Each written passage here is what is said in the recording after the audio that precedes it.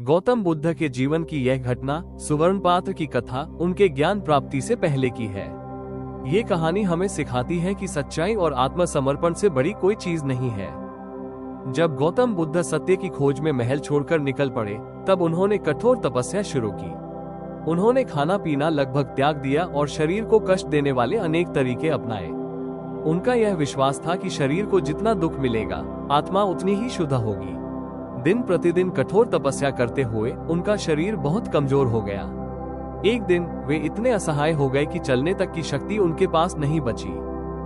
उसी समय एक पास के गांव की युवती सुजाता, जो प्रतिदिन नदी किनारे अपनी गायों को चराने ले जाती थी, ने बुद्ध को देखा।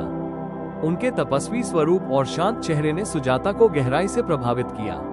सुजाता ने अपनी भेंट के रूप में बुद्ध को खीर का एक सुवर्ण पात्र सोने का कटोरा भेंट किया। बुद्ध ने वो खीर ग्रहण की, जिससे उनका शरीर कुछ ताकतवर हुआ। सुजाता की इस सेवा ने बुद्ध को एक गहरी सीख दी। उन्होंने महसूस किया कि केवल कठोर तपस्या और आत्म पीड़ा से आत्मज्ञान प्राप्त नहीं हो सकता। उन्होंने निर्णय लिया कि सही मार्ग मध्यम मार्ग है, जो अत्यधिक भोग विलास और कठोर तपस्या के बीच का संतुलित रास्ता है। इस निर्णय के साथ उन्होंने सुवर्ण पात्र को नदी में प्रवाहित कर दिया। जैसे ही उन्होंने सुवर्ण पात्र को नदी में प्रवाहित किया, वो विपरीत दिशा में बहने लगा। यह एक अद्भुत संकेत था कि बुद्ध का लिया गया निर्णय सही था। इसके बाद बुद्ध ने बोधगया में एक पीपल के पेड़ के नीचे ध्यान लगाया और अंततः आत्मज्ञान प्राप्त किया। कहानी से मिलने वाली शिक्षाएं। 1. संतुलन का महत्व।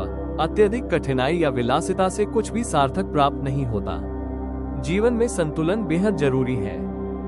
2. आंतरिक शांति और संतुलन। सच्चा ज्ञान बाहरी कष्टों या परिस्थितियों से नहीं, बल्कि मन और आत्मा के शुद्ध होने से आता है।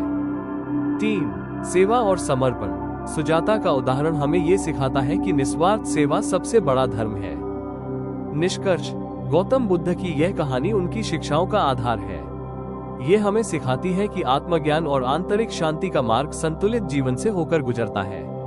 उनके महान संदेशों को समझने से पहले इस कहानी का महत्व जरूर समझना चाहिए।